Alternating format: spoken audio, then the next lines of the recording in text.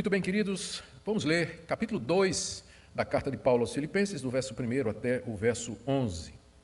Portanto, se existe alguma exortação em Cristo, alguma consolação de amor, alguma comunhão do Espírito, se há profundo afeto e sentimento de compaixão, então completem a minha alegria, tendo o mesmo modo de pensar, tendo o mesmo amor e sendo unidos de alma e mente. Não façam nada por interesse pessoal ou vaidade, mas por humildade, cada um considerando os outros superiores a si mesmo, não tendo em vista somente os seus próprios interesses, mas também os dos outros. Tenham entre vocês o mesmo modo de pensar de Cristo Jesus, que mesmo existindo na forma de Deus, não considerou ser igual a Deus algo que deveria ser retido a qualquer custo.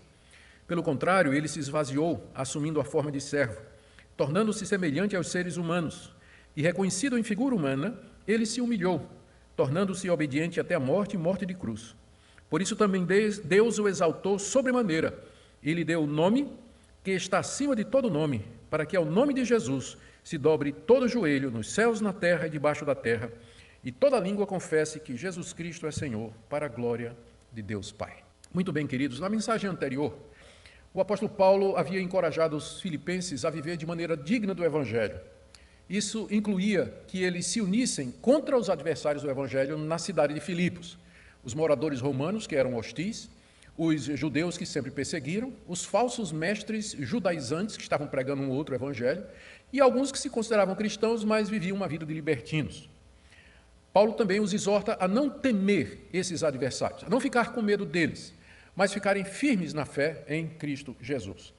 E no texto que nós lemos agora, Paulo aprofunda a exortação que ele fez a respeito da unidade que está aí no verso 27 do capítulo 1, quando ele disse: vocês estejam firmes em um só espírito, como uma só alma, lutando juntos pela fé do Evangelho. Isso ele disse no capítulo 1, verso 27, e a partir do capítulo 2 ele aprofunda isso. Ele estava muito alegre em saber que a igreja de Filipos tinha muitas virtudes, com certeza pelo fato de que ele esteve lá, é o fundador da igreja, mas também agora, lembre que essa carta foi escrita cerca de uns 10 anos depois que Paulo esteve em Filipos, mas agora Paulo tinha recebido informações de Epafrodito, um dos líderes da igreja, que o havia visitado na prisão. Paulo estava na prisão quando recebe essa visita e quando escreve essa carta. E Epafrodito tinha dito a Paulo que a igreja estava em um estado muito bom, que a igreja vivia um momento de grande vivacidade espiritual. Paulo diz aqui, a partir do verso 1 do capítulo 2, portanto, conforme Epafrodito me disse, se existe como ele falou, e aí ele menciona algumas virtudes, que vocês se exortam, se animam em Cristo, que vocês se consolam em amor, em meio às tribulações, que vocês têm comunhão no Espírito, ou seja, produzida pelo Espírito Santo, que vocês têm compaixão uns pelos outros como um sentimento interno que parte do coração, se é verdade tudo isso que Epafrodito me disse a respeito de vocês. E aí vem o ponto de Paulo no verso 2. Então completem a minha alegria, indo um pouquinho mais adiante. Se é assim como Epafrodito me disse, que vocês são uma igreja cheia de exortação, consolo, comunhão, compaixão e amor uns pelos outros, eu estou feliz. Mas eu quero ficar mais feliz ainda, eu quero que minha alegria seja completa. E para isso vocês precisam ir um passo mais adiante. E esse passo era a unidade deles. Se isso acontecesse, se eles fossem unidos e estivessem em acordo e harmonia entre eles, isso faria o apóstolo Paulo muito feliz. Como ele diz aí no verso 2, completem a minha alegria. Eu já estou alegre com as boas notícias sobre vocês, mas façam com que eu fique mais alegre ainda. Completem a minha alegria. Paulo sabia que havia brigas e discussões entre eles. Havia líderes lutando por espaço, prestígio, poder.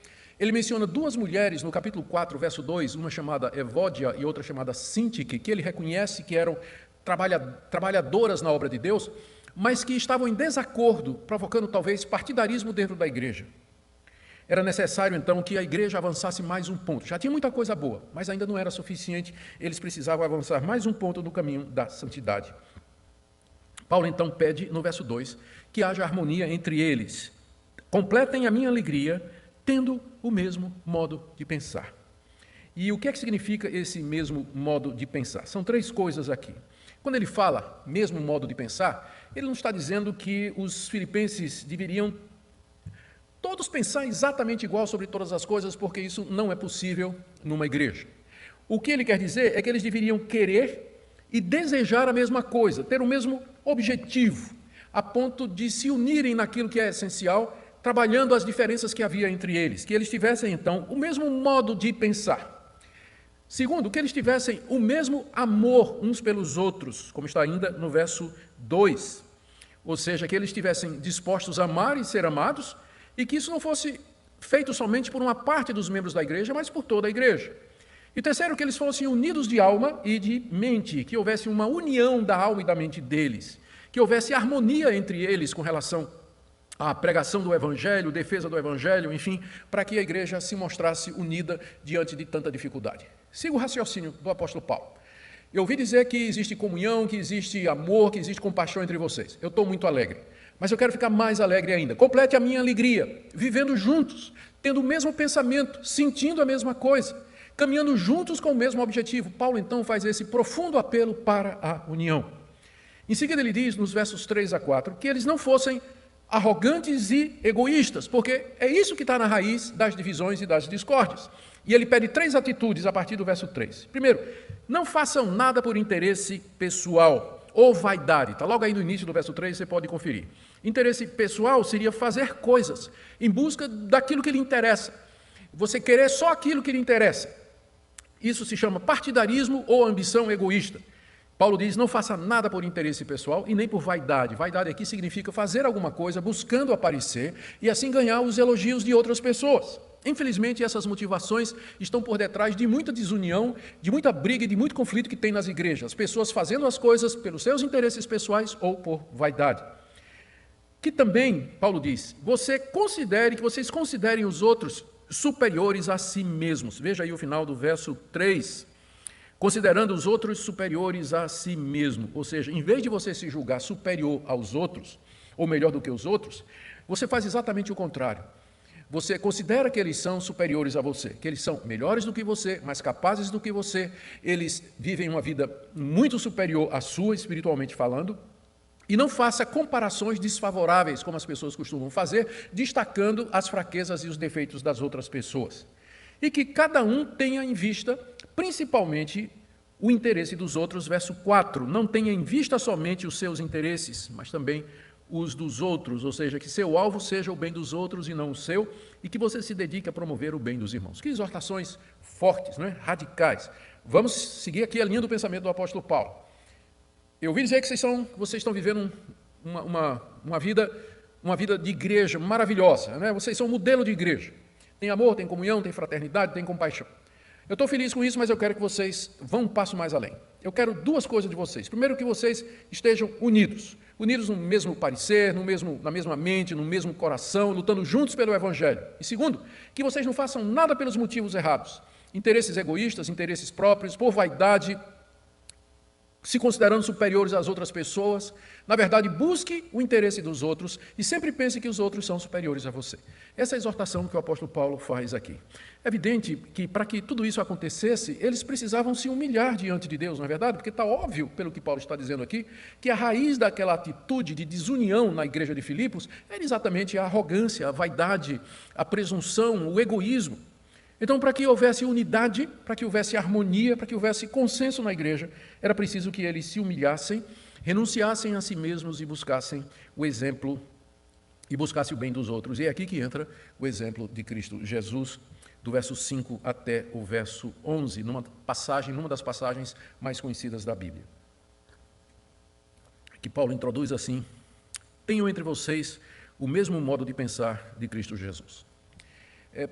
Quando a gente lê isso aqui, especialmente na língua original, dá para ver que se trata de uma composição muito bem elaborada. Ela tem 2 partes.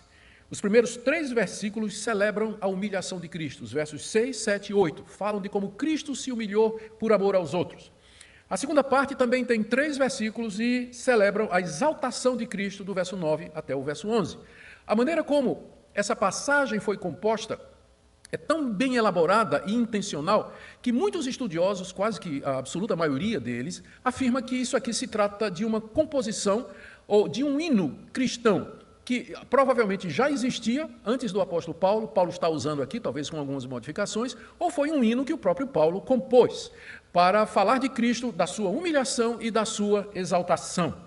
Essa passagem ela tem despertado muitas controvérsias entre os estudiosos, mesmo que o alvo de Paulo não tenha sido, de forma nenhuma, provocar controvérsias, mas encorajar os crentes de Filipos a serem humildes como Cristo foi e assim cessar as disputas entre eles. Por isso Paulo usa esse hino cristão, o que inclusive mostra que os primeiros cristãos não cantavam somente os salmos, eles cantavam os salmos, mas eles também compunham hinos em homenagem à pessoa do Senhor Jesus Cristo, celebrando, adorando e servindo ao Senhor Jesus.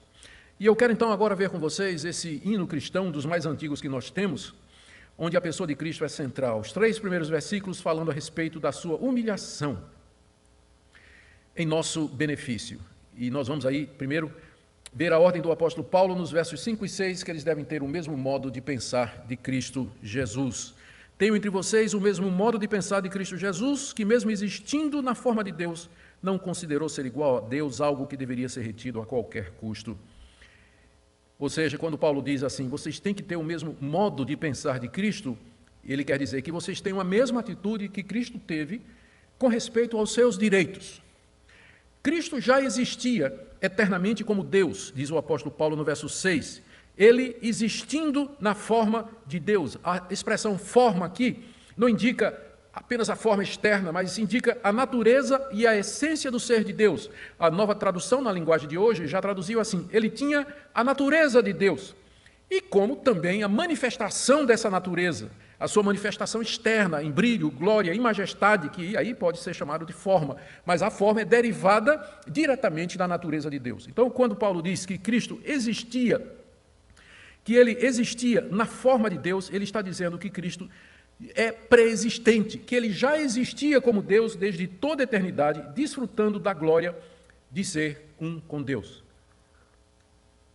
O plano da salvação que foi elaborado pelo Pai exigia que Cristo assumisse uma natureza humana real para que ele pudesse morrer pelo seu povo. E isso era algo que ele teria de fazer voluntariamente. Então, ele não considerou ser igual a Deus, ou ser Deus, como algo a ser retido a qualquer custo, como diz aqui o apóstolo Paulo. Alguma coisa a que ele deveria se apegar e não largar de maneira nenhuma, não abrir mão, continuar com sua glória e seu privilégio. Qual foi a atitude de Cristo? Ele é Deus, ele subsistia como Deus, na forma de Deus, igual a Deus, pré-existente, Deus de Deus, da mesma natureza de Deus. Entretanto, ele não considerou isso como sendo algo a que ele devia se apegar, reter e jamais, de alguma forma, abrir mão dos seus privilégios e da sua glória. A atitude dele está aí a partir do verso 7. São 4 atitudes que Paulo enumera aqui. A atitude de Cristo diante da vontade do Pai, referente à salvação do seu povo. Primeiro, ele se esvaziou, no verso 7. Pelo contrário, ou seja, em vez de se agarrar à sua natureza divina, a glória da sua natureza divina, a glória da sua postura, da sua posição como Deus, ele se esvaziou. Claro que não da sua divindade. Cristo nunca deixou de ser Deus, mesmo no seu estado de encarnação. Ele não se esvaziou dos seus atributos como eternidade, infinitude, onipotência, mas ele se esvazia da sua glória, ele abre mão da sua glória, da sua posição. Paulo diz, em segundo lugar, que ele assume a postura de servo, está aí no verso 7. Significa, note que ele diz assim, ele assume uma forma de servo. A palavra forma aqui, de servo, é a mesma palavra que está no verso anterior, forma de Deus.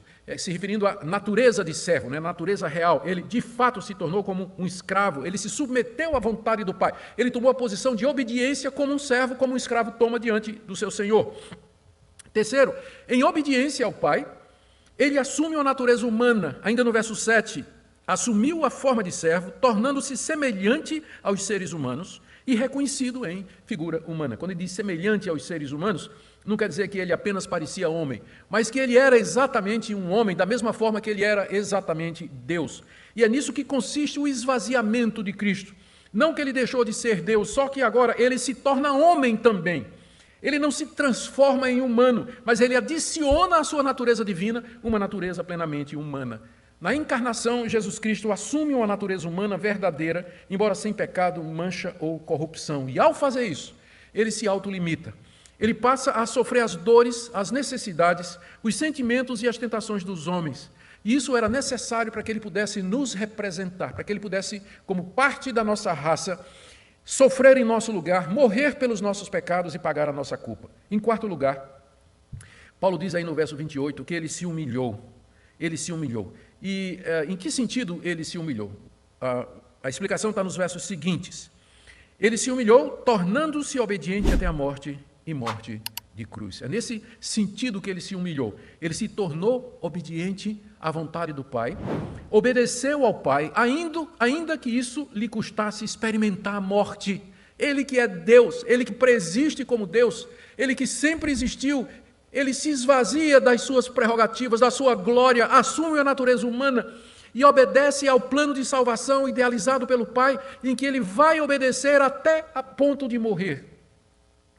Seu alvo sempre foi atender o desejo do Pai, ainda que isso lhe custasse experimentar a morte como um ser humano pecador. Mas não qualquer morte, o apóstolo Paulo destaca aqui. Morte de cruz. A morte de cruz era a maneira de morrer mais dolorosa e vergonhosa daquela época. Um filósofo e político romano chamado Cícero, 100 anos antes do apóstolo Paulo, já tinha escrito: a cruz é a mais cruel e repugnante forma de morte. E Sêneca, um filósofo contemporâneo do apóstolo Paulo, havia dito: qualquer condenado à morte prefere morrer antes de ser pregado à cruz. Antes de ser pregado à cruz. E é exatamente esse tipo de morte que Cristo aceitou sofrer. Ele, sendo Deus, subsistindo na forma de Deus, sendo igual a Deus, com toda a glória da majestade e da divindade, ele abre mão dos seus direitos, abre mão das suas prerrogativas, se esvazia, se autolimita, adiciona ao seu ser uma natureza humana, e nessa natureza ele experimenta a dor mais excruciante que alguém e uma morte mais vergonhosa que alguém poderia experimentar na sua época. E tudo isso por amor de nós, e tudo isso para nos redimir do pecado, tudo isso para nos livrar da nossa condenação. O argumento, então, de Paulo para com os filipenses é esse: Cristo se esvaziou e se humilhou visando o interesse de outros. Ele não se apegou aos seus direitos, mas renunciou por amor a outros. Ele abriu mão da sua glória para salvar pecadores como vocês e como eu. Portanto, ajam da mesma maneira. Ajam da mesma maneira. Não considerem vocês superiores aos outros, mas se considerem como servos dos outros. Não busquem os seus interesses, mas busquem os interesses dos outros. É assim que a humilhação de Cristo é colocada como exemplo. Mas o hino não para aqui. Nos versos 9 a 11, celebra então a recompensa da humildade obediente de Cristo. A recompensa que o Pai deu ao Filho é o resultado direto dele ter se esvaziado e obedecido até a morte. Porque veja como começa o verso 11. Por isso, ou seja, por ele ter feito todas estas coisas, se esvaziado, ter se humilhado, ter assumido a forma humana, ter sido obediente até a morte, morte de cruz, por tudo isso, então, Deus lhe dá 3 recompensas. A primeira delas está no verso 9. Por isso Deus o exaltou sobremaneira.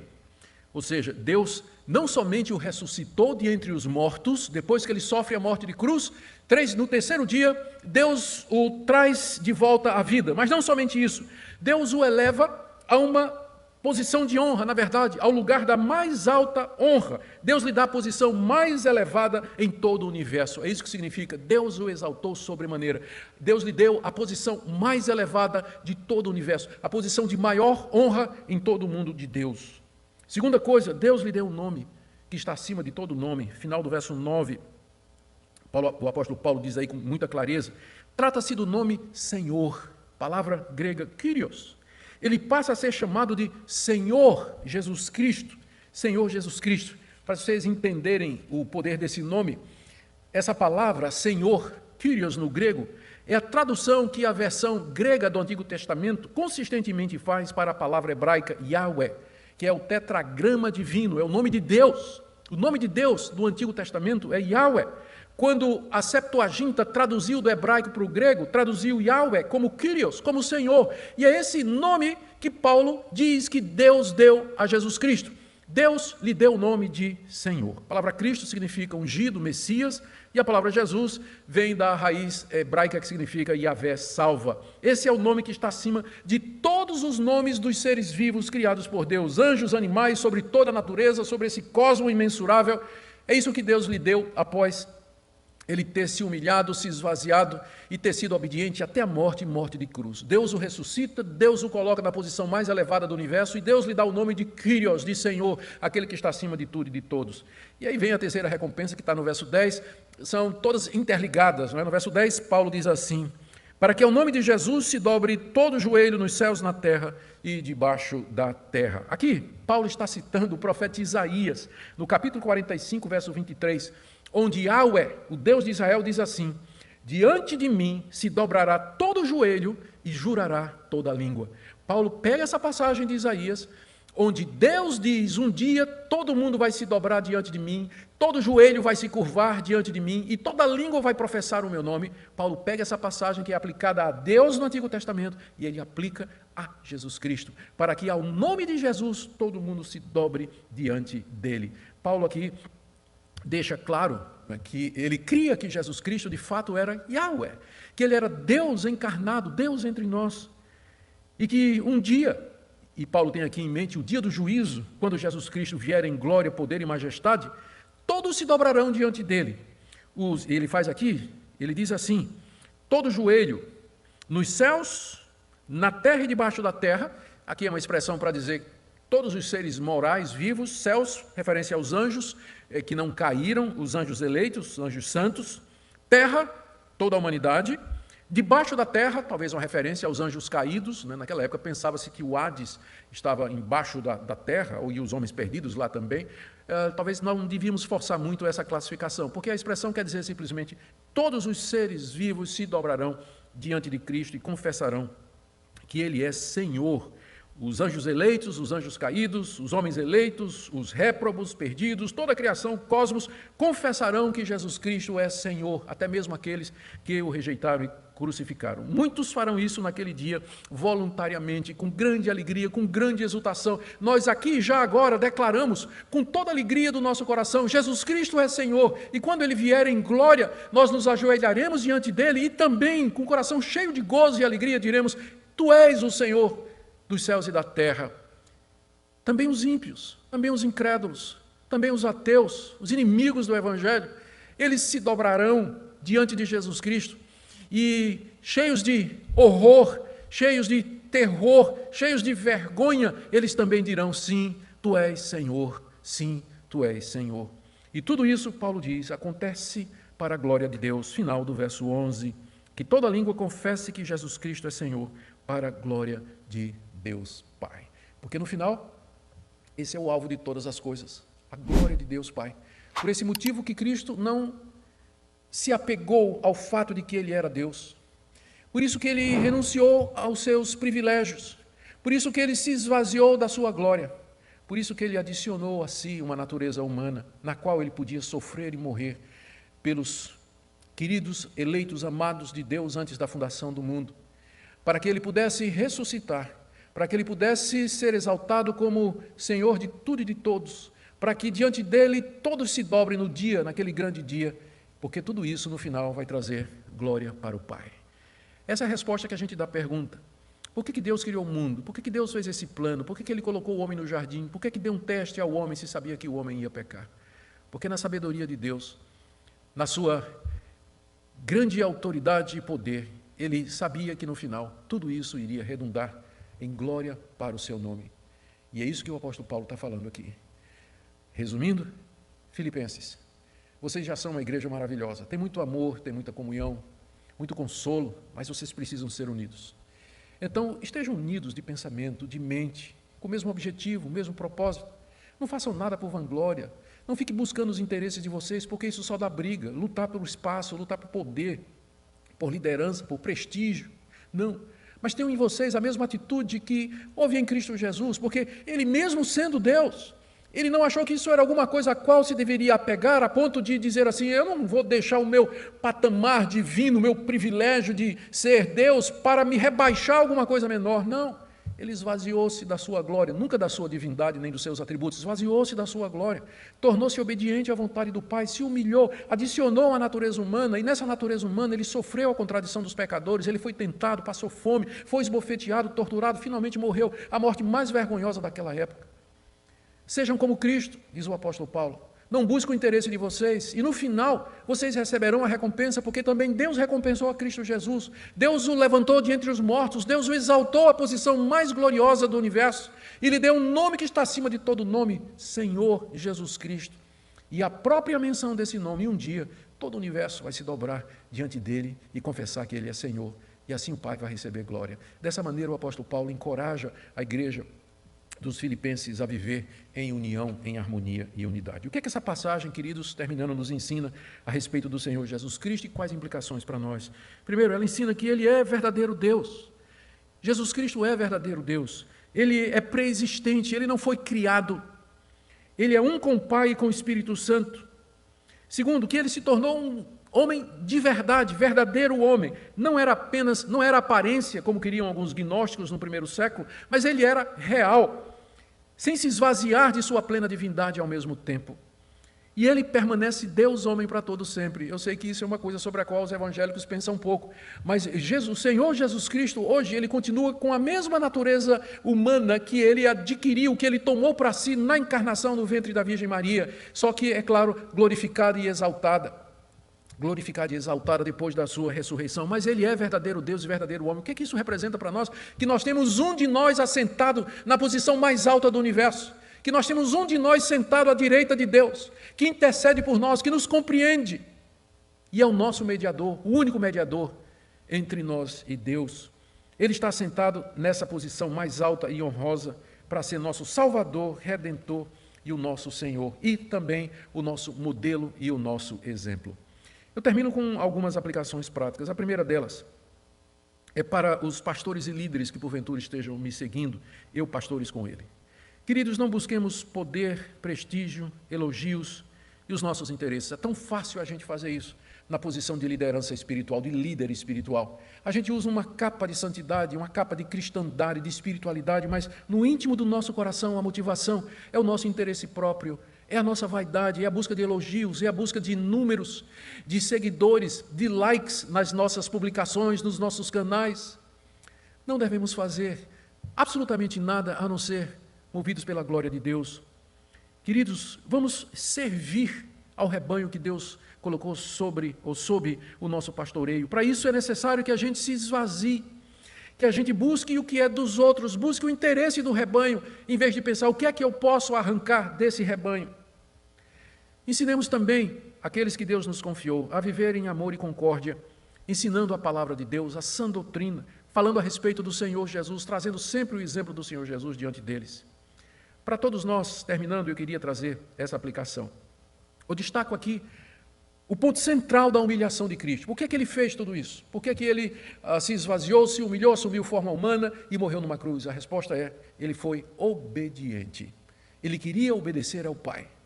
Uma certa feita, de acordo com o Evangelho de João, ele disse que a comida dele, a bebida dele, era fazer a vontade daquele que o enviou. Ou seja, era o desejo mais profundo do seu coração, o desejo mais intenso da sua alma, agradar ao Pai, fazer a vontade do Pai. Se a gente fizer isso, nós estaremos em curso de colisão com o mundo. Nós encontraremos dificuldades, nós encontraremos adversidades. No momento que nós estamos vivendo agora, por exemplo, se nós quisermos obedecer ao Pai, viver a vida cristã na sua plenitude, como igreja, nós certamente teremos oposição, teremos adversários, o mundo se levanta, o mundo vem contra nós, e esse é o momento que vai separar aqueles que realmente querem obedecer a Deus até a morte de cruz, ou aqueles que vão preferir não abrir mão do seu conforto, abrir mão dos seus privilégios, fazer algum tipo de acordo, algum tipo de concordata, simplesmente para não serem perseguidos por amor e pelo nome de Cristo Jesus. Que Deus nos conceda graça para sermos como o nosso Salvador, que não hesitou em enfrentar a cruz por obediência ao Pai. Ele vive em nós pelo seu Espírito e que haja em nós a mesma mente, a mesma atitude que houve em Cristo Jesus. Amém. Oremos. Dá-nos, ó Deus, essa mesma atitude, o mesmo pensamento que houve em Cristo Jesus. Dá-nos, Senhor, a graça de sermos cheios do Espírito de Cristo, para que nós possamos não temer os homens, não temer absolutamente nada, para que nossa única paixão nesse mundo seja fazer a Tua vontade e Te agradar. Purifica o nosso coração das intenções impuras, sutis, que se escondem lá no mais profundo da nossa alma e que nem sempre nós conseguimos ver. pela luz do Teu Espírito Santo, brilha em nosso coração, para que a erva daninha do egoísmo, da vaidade, da arrogância seja arrancada. Oramos pela Tua igreja, a Tua igreja no Brasil.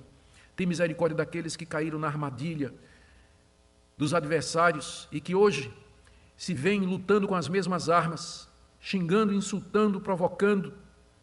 Mostra-nos, Senhor, que nossa luta não é com as armas carnais, mas espirituais, poderosas em Deus, levando cativo todo o pensamento à obediência de Cristo. Ajuda-nos, ó Pai, pedimos em nome de Jesus. Amém. Amém.